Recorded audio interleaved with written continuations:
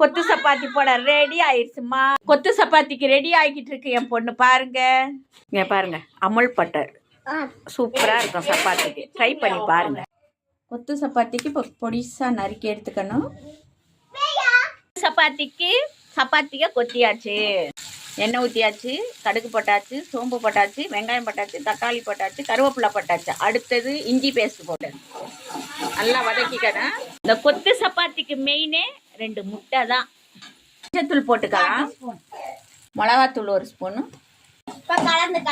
முட்டை 3 முட்டையை போட்டு ஊற்றிக்கலாம்.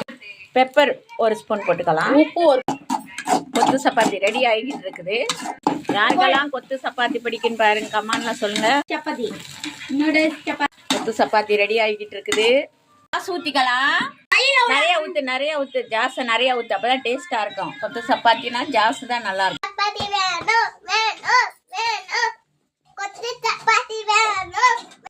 கொத்து சப்பாத்தி சாப்பிட ரெடியா? சூப்பர். எப்படி செஞ்சு தரமா?